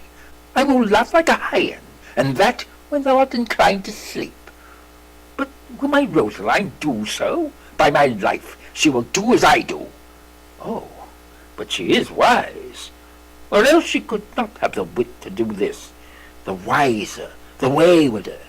Make the doors upon a woman's wit, and it will out at the casement. Shut that, it will out at the keyhole. Stop that, it will fly with the smoke, out at the chimney. A man that had a wife with such a wit, he might say, wit was a wit. Nay, you might keep that check for it, till you met your wife's wit going to your neighbour's bed. And what wit could one have to excuse that? Merely to say she came to seek you there. You shall never take her without her answer, unless you take her without her tongue. Oh, that woman that cannot make her fault her husband's occasion, but her never nurse a child herself, for she will breed it like a fool. For these 2 hours, Rosaline, I will leave thee. Alas, dear love, I cannot lack thee 2 hours. I must attend the Duke at dinner. By 2 o'clock I will be with thee again. Aye, go your ways, go your ways. I knew what you would prove. My friends told me as much, and I thought no less. That flattering tongue of yours won me. 'Tis but one cast away, and so come death. 2 o'clock is your hour? Ay, sweet Rosaline, by my troth, and in good earnest, and so God mend me, and by all pretty oaths that are not dangerous, if you break one jot of your promise, or come 1 minute behind your hour, I will think you the most pathetical break promise, and the most hollow lover, and the most unworthy of her you call Rosaline, that may be chosen out of the gross band of the unfaithful. Therefore beware my censure, and keep your promise. With no less religion than if thou wert indeed my Rosaline. So adieu. Well, time is the old justice that examines all such offenders. And let time try. Adieu. You have simply misused our sex in your love prate. You must have your doublet and hose plucked over your head, and show the world what the bird hath done to her own nest. Oh, coz, my pretty little coz, that thou didst know how many fathom deep I am in love. But it cannot be sounded. My affection has an unknown bottom, like the Bay of Portugal, or rather bottomless, that as fast as you pour affection in, it runs out. No, that same wicked bastard of Venus, that was begot of thought, conceived of spleen, and born of madness, that blind rascally boy, that abuses everyone's eyes because his own are out, let him be judge how deep I am in love. Now tell me, Alena, I cannot be out of the sight of Orlando. I'll go find a shadow, and sigh till he come, and I'll sleep. Which is he that killed the deer? Sir, it was I. Let's present him to the Duke, like a Roman conqueror, and it would do well to set the deer's horns upon his head for a branch of victory. Have you no song, Forester, for this purpose? Yes, sir. Sing it. 'Tis no matter how it be in tune. The horn, the lusty horn, is not a thing to love the scorn. Take out the scorn, away the horn, it was the crest ere thou was born. My father's father wore it, and thy father bore it. The horn, the lusty horn, is not a thing to love, to scorn. The horn, the lusty horn, is not a thing to laugh, to scorn. Thy father's father wore it, and thy father bore it. The horn, the lusty horn, is not a thing to laugh, to scorn. Take thou the scorn, away the horn, it was the crest ere thou was born. Thy father's father wore it, and thy father bore it. The horn, the lusty horn, is not a thing to laugh, to scorn. How say you now? Is it not past 2 o'clock? And here much Orlando? I warned you with pure love and troubled brain he had taken his bow and arrows and has gone forth to sleep. Look, who comes here? My errand is to you. My gentle Phoebe, bid me give you this. I know not the contents, but as I guess by the stern brow and auspicious action which she did use as she was writing of it, it bears an angry tenor. Pardon me, I am but as a guiltless messenger. Patience herself would startle at this letter and play the swaggerer. Bear this, bear all. She says I am not fair, that I lack manners. She calls me proud, and that she could not love me were man as red as phoenix. Odds my will, her love is not the hare that I do hunt. Why writes she so to me? Well, shepherd, well, this is a letter of your own device. No, I protest, I know not the contents. Phoebe did write it. Come, come, you are a fool. Turned into the extremity of love. I saw her hand. She has a loving hand, a freestone-coloured hand. I verily did think that her old gloves were on, but 'twas her hands. She has a housewife's hand, but that's no matter. I say she never did invent this letter. This is a man's invention, and his hand. Sure, it is hers. Why, 'tis a boisterous and a cruel style, a style for challengers. Why, she defies me, like Turk to Christian. Woman's gentle brain could not drop forth such giant rude invention, such Ethiop words, blacker in their effect than in their countenance. Will you hear the letter? So please you, if I never heard it yet heard too much of Phoebe's cruelty. She Phoebe's me. Mark how the tyrant writes. Art thou God the shepherd turned, that a maiden's heart hath burned? Can a woman rail thus? Call you this riling? Why thy godhead laid apart warst thou with a woman's heart? Did you ever hear such railing? Was the eye of man did woo me, that to do no vengeance to me, meaning me a beast? If the scorn of your bright eye have power to raise such love in mind, alack, in me what strange effect would they work in mild aspect? Whilst you cheat me I did love. How then might your prayers move? He that brings this love to thee little knows this love in me, and by him seal up thy mind, whether that thy kind will the faithful overtake of me, and all that I can make, or else by him my love deny, and then I'll study how to die. Call you this chiding? Alas, poor shepherd, do you pity him? No, he deserves no pity. Wilt thou love such a woman? What, to make thee an instrument, and play false strains upon thee, not to be endured? Well, go your way to her, for I see love has made thee a tame snake. And say this to her, that if she love me, I charge her to love thee. If she will not, I will never have her, unless thou entreat for her. If you will be a true lover, hence, and not a word. For here comes more company. Good morrow, fair ones. Pray you, if you know where in the purlieus of this forest stands a sheepcote fenced about with olive trees, west of this place, down in the neighbour bottom, the rank of osiers, by the murmuring stream, left on your right side, brings you to the place, but at this hour the house doth keep itself, there's none within. If that an eye may profit by a tongue, then should I know you by description, such garments and such years. The boy is fair, of female favour, and bestows himself like a ripe sister. The woman low, and browner than her brother. Are not you the owner of the house I did inquire for? It is no boast being asked to say we are. Orlando doth commend him to you both, and to that shepherd he calls his Rosaline. He sends this bloody napkin. Are you he? I am. What must we understand by this? Some of my shame, if you will know of me what man I am, and how and why, and where this handkerchief was stained. I pray you tell it. When last the young Orlando parted from you, he left a promise to return again within an hour.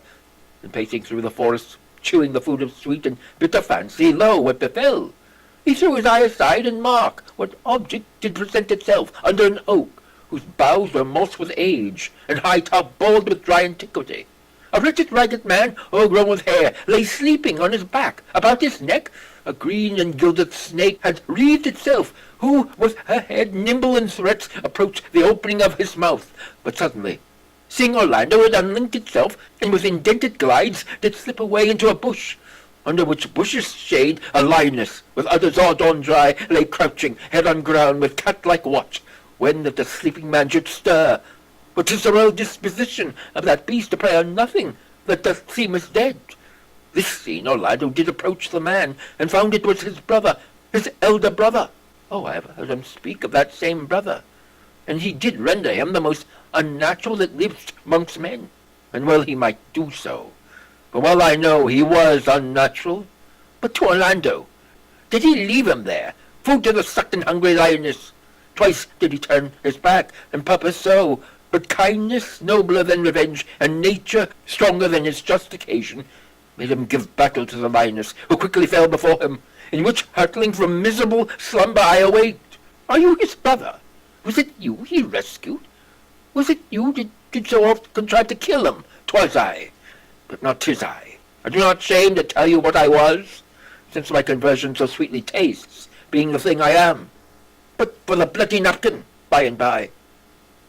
When from the first to last betwixt us two tears our recountenance had most kindly bathed, as how I came into that desert place.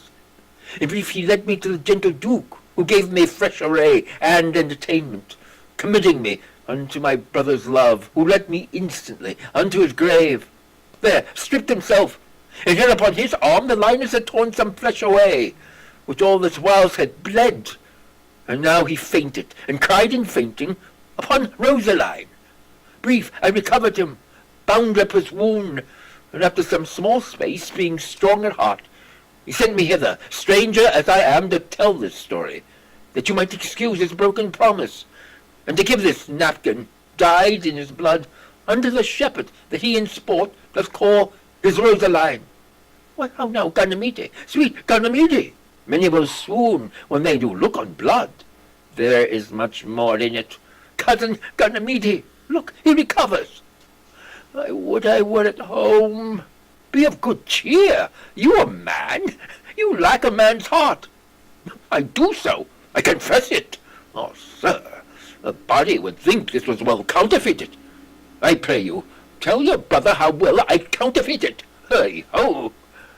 This was not counterfeit. There's too great testimony in your complexion that it was a passion of earnest. Counterfeit, I assure you. Well, then, take a good heart and counterfeit to be a man. So I do.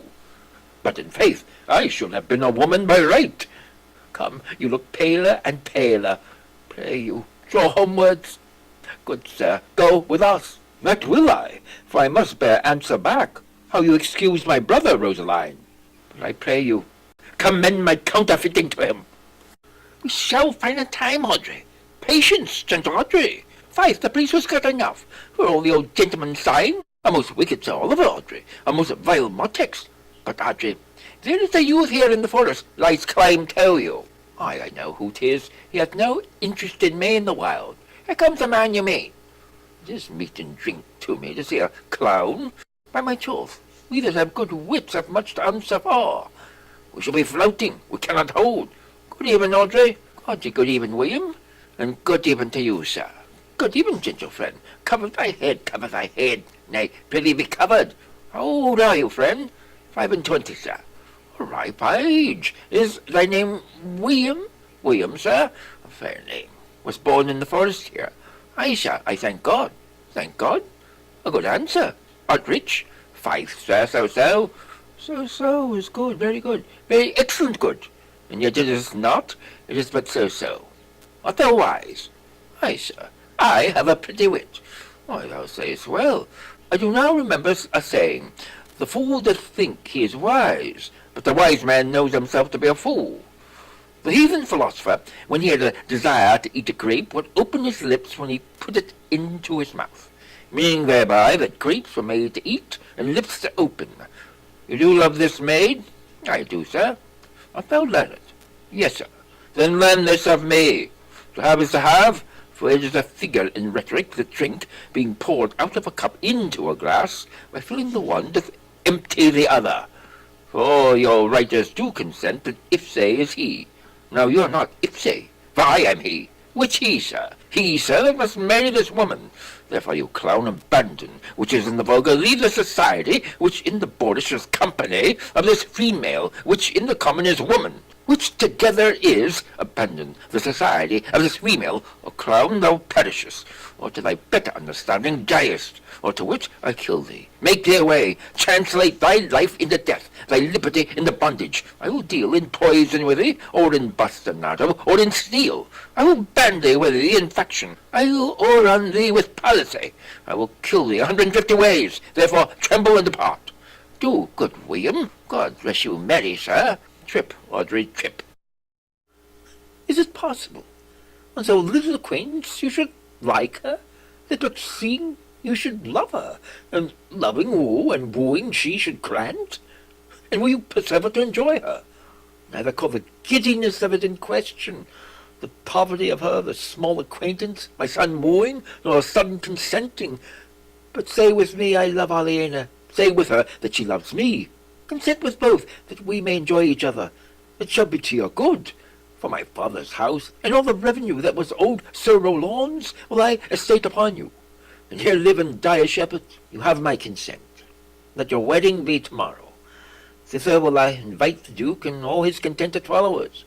Go you and prepare, Lena. But look you, here comes my Rosaline. God save you, brother, and you, fair sister. Oh, my dear Orlando, how it grieves me to see thee wear thy heart in a scarf. It is my arm. I thought thy heart had been wounded with the claws of a lion. Wounded it is, but with the eyes of a lady.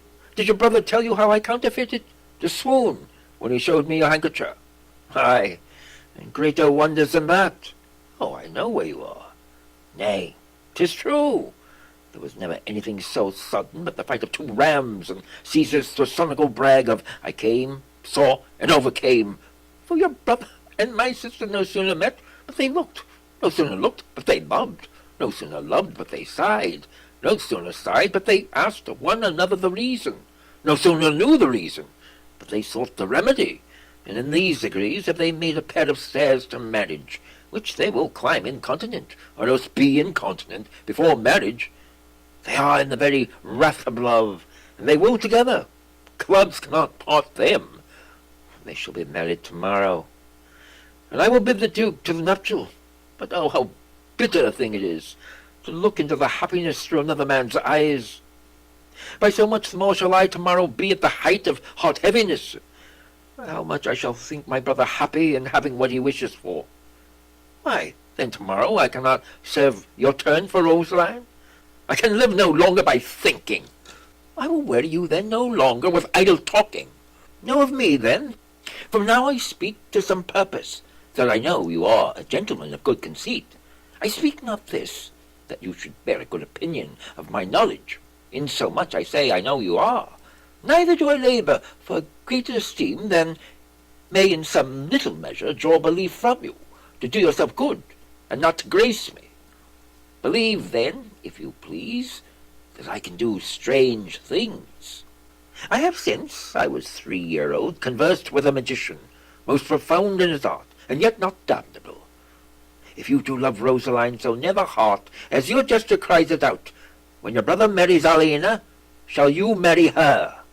I know into what straits of fortune she is driven, and it is not impossible to me, if it appear not inconvenient to you, to set her before your eyes tomorrow, human as she is, and without any danger. Speak'st thou in sober meanings? By my life I do, which I tender dearly, though I say I am a magician. Therefore, put you in your best array, bid your friends, for if you will be married tomorrow, you shall, and to Rosaline, if you will. Look, here comes a lover of mine and a lover of hers. You have done me much ungentleness to show the letter that I writ to you. I care not if I have. It is my study to seem despiteful and ungentle to you. Now they are followed by a faithful shepherd. Look upon him. Love him. He worships you. Good shepherd, tell this youth what 'tis to love. It is to be all night of sighs and tears. And so am I for Phoebe, and I for Ganymede, and I for Rosaline, and I for no woman. It is to be made of fife and service, and so am I for Phoebe, and I for Ganymede, and I for Rosaline, and I for no woman. It is to be all made of fantasy, all made of passion, and all made of wishes, all adoration, duty, and obedience, all humbleness, all patience, and impatience, all purity, all trial, all observance, and so am I for Phoebe, and so am I for Ganymede, and so am I for Rosaline, and so am I for no woman. If this be so, I blame you me to love you. If this be so, I blame you me to love you. If this be so, I blame you me to love you. Why do you speak too? Why blame you me to love you? To her that is not here, nor doth not hear. Pray you. No more of this. It's like the howling of Irish wolves against the moon. I will help you if I can. I would love you if I could. Tomorrow meet me all together. I will marry you if ever I marry woman, and I'll be married tomorrow. I will satisfy you if ever I satisfied man, and you shall be married tomorrow. I will content you if what pleases you contents you, and you shall be married tomorrow. As you love Rosaline, meet. As you love Phoebe, meet. And as I love no woman, I'll meet. So fare you well, I have left you commands. I'll not defile if I live, nor I, nor I. Tomorrow is the joyful day, Audrey. Tomorrow we'll be married. I do desire it with all my heart. I hope it is no dishonest desire to desire to be a woman of the world. Here come two of the banished Duke's pages. Well met, and as gentlemen. By my troth, well met. Come, sit, and a song. We offer you, sir, sit in the middle. Shall we clap each other roundly without hawking or spitting or saying we are hoarse, which are the only prologue to a bad voice, in face and both in a tune, like two gypsies on a horse. It was the lover on his lust with a hey and a ho and a hey and a no, through the green cornfields it cuts. In the springtime, the only pretty ring time, when birds do sing a ding, ding. Sweet lovers love the spring. Between the acres of the rye, with hay and a ho and a hey and a no, these pretty country folks would lie. In the springtime, the only pretty ring time, when birds do sing a ding, ding. Sweet lovers love the spring. Scare away began that hour, with a hey and a ho and a hey and a no. How the life was but a flower. In the springtime, the only pretty ring time, when birds do sing a ding, ding. Sweet lovers love the spring, and therefore take the present time with a hey and a ho and a hey and a no. For love is crowned with the prime. In the springtime, the only pretty ring time, when birds do sing a ding, ding. Sweet lovers love the spring. Truly, young gentlemen, though there was no great matter in the ditty, yet the note was very untimable. Your satyr, we kept time, we lost not our time. By my troth, yes, I count it but time lost to hear such a foolish song. God be with you, and God mend your voices. Come, Audrey. Dost thou believe, Orlando, that the fellow can do all this that he hath promised? I sometimes do believe, and sometimes do not. As those that fear they hope, and know they fear. Patience once more, whilst thy compact is urged. You say if I bring in your Rosaline, you will bestow her on Orlando here. That would I, and thy kingdoms to give with her. And you say you will have her when I bring her. That would I, were I of all kingdoms king. You say you'll marry me if I be willing. That will be, should I die the hour after. But if you do refuse to marry me, you'll give yourself to this most faithful shepherd. So is the bargain. You say that you'll have Phoebe, if she will. Though to have her and death were both one thing. I have promised to make all this matter even. Keep you your word, O Duke, to give your daughter. You yours, Orlando, to receive his daughter. Keep you your word, Phoebe, that you'll marry me, or else, refusing me, to wed this shepherd. Keep your word, Sylvius, that you'll marry her if she refuse me. And from hence I go, to make these doubts all even. I do remember in this fellow some lively touches of my daughter's favour. My lord, the first time that I ever saw him, methought he was a brother to your daughter. But my good lord, he is forest born, and hath been tutored in the rudiments of many desperate studies by his uncle, whom he reports to be a great magician, obscurate in the circle of this forest. There is sure another flood toward, and these couples are coming to the ark. Here comes a pair of very strange beasts, which in all tongues are called fools. Salutation and greeting to you all. Good my lord, bid him welcome. This is the motley-minded gentleman that I have so often met in the forest. He has been a courtier, he swears. If any man doubt that, let him put me to my purgation. I've trod a measure, I've flattered a lady, I've been politic with my friend, smooth with mine enemy. I've undone 3 tailors, I've had 4 quarrels, and not a foot one. How was that taken up? 5 we met, and found the quarrel was upon the 7th cause. How 7th cause?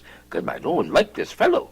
I like him very well. God yield you, sir, I desire you of the like. I press in here, sir, amongst the rest of the country copulatives, to swear and to forswear, according as marriage binds and blood breaks. A poor virgin, sir, in ill-favoured things, sir, but mine own. A poor human of mine, sir, to take that no man else will. Rich honesty dwells like a miser, sir, in a poorhouse, as your pearl in your foul oyster. By my faith, he is very swift and sententious, according to the fool's bolt, sir, and such dulcet diseases. But for the seventh cause, how did you find the quarrel? Upon the seventh cause? Upon a lie 7 times removed. As thus, sir, I did dislike the cut of a certain courtier's beard. He sent me word, if I said his beard was not cut well, he was in the mind it was. This is called the retort courteous. If I sent him word again it was not well cut, he would send me word, he cut it to please himself. This is called the quip modest. If again it was not well cut, he disabled my judgment. This is called the reply churlish. If again it was not well cut, he would answer, I speak not true. This is called the reproof valiant. If again it was not well cut, he would say, I lie. This is called the countercheck quarrelsome. And so, to the lie circumstantial and the lie direct. And how oft did you say his beard was not well cut? I durst go no farther than the lie circumstantial. Now he durst not give me the lie direct. So we measured swords and parted. Can you nominate, in order now, the degrees of the lie? Oh, sir, we quarrel in print by the book. As you have books for good manners, I will name you the degrees. The first, the retort courteous. The second, the quip modest. The third, the reply churlish. The fourth, the reproof valiant. The fifth, the countercheck quarrelsome. The sixth, the lie with circumstance. The seventh, the lie direct. All these you may avoid, but the lie direct, and you may avoid that too with an if. I knew when 7 justices could not take up a quarrel, but when the parties were met themselves, one of them thought but of an if, as, if you said so, then I said so. They shook hands and swore brothers. Your if is the only peacemaker. Much virtue in if. Is not this fellow a rare fellow, my lord? He's as good as anything, and yet a fool. He uses his folly like a stalking horse. And under the presentation of that, he shoots his wit. Is there mirth in heaven, when earthly things made even atone together? Good Duke, receive thy daughter. Hymen from heaven brought her, yea, brought her hither, that thou mightst join her hand with his, whose heart within her bosom is. To you I give myself, for I am yours.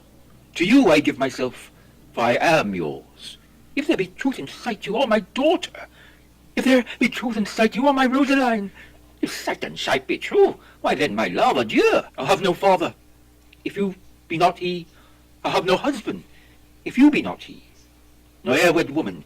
If you be not she, no, my dear niece, welcome thou art to me, even daughter welcome, in no less degree. I would not eat my word, now thou art mine. Thy faith, my fancy, to thee doth combine. Peace, ho, I bar confusion. 'Tis I must make conclusion of these most strange events, as 8 that must take hands to join in Hymen's bands. If truth holds true contents, you and you no course shall part. You and you are heart in heart. You to his love must accord, or have a woman to your lord. You and you are sure together, as the winter to foul weather. Was a wedlock hymn we sing, feed yourselves with questioning, that reason wonder may diminish, how thus we met, and these things finish. When he is a Juno's crown, oh blessed on a board in bed, 'tis Hymen people's every town, I wedlock then be honoured. Honour, high honour, and renown, to Hymen, God of every town. Let me have audience for a word or two. I am the second son of old Sir Roland, that bring these tidings to this fair assembly. Duke Frederick, hearing how that every day men of great worth resorted to this forest, addressed a mighty power, which were on foot in his own conduct, purposely to take his brother here, and put him to the sword. And to the skirts of this wild wood he came, where meeting with an old religious man, after some question with him, was converted both from his enterprise and from the world, his crown bequeathing to his banished brother, and all their lands restored to them again that were with him exiled. This to be true, I do engage my life. Welcome, young man. Thou offerest fairly to thy brother's wedding. To one his lands withheld, and to the other land itself at large, a potent dukedom. First in this forest, let us do those ends that here were well begun and well begot, and after every of this happy number that have endured shrewd days and nights with us shall share the good of our returned fortune, according to the measure of their states. Meantime, forget this new fallen dignity, and fall into a rustic revelry. play music, and you brides and bridegrooms all, with measure heaped in joy, to the measures for, sir, by your patience, if I heard you rightly, the Duke has put on a religious life and thrown into neglect the pompous court. He hath. To him will I. Out of these convertites, there is much matter to be heard and learned. You to your former honor I bequeath. Your patience and your virtue well deserves it. You to a love that your true faith doth merit. You to your land and love and great allies. You to a long and well-deserved bed. And you to wrangling, for thy loving voyage is but 2 months victualled. So to your pleasures I am for other than for dancing measures. Stay, Jaques, stay, to see no pastime I.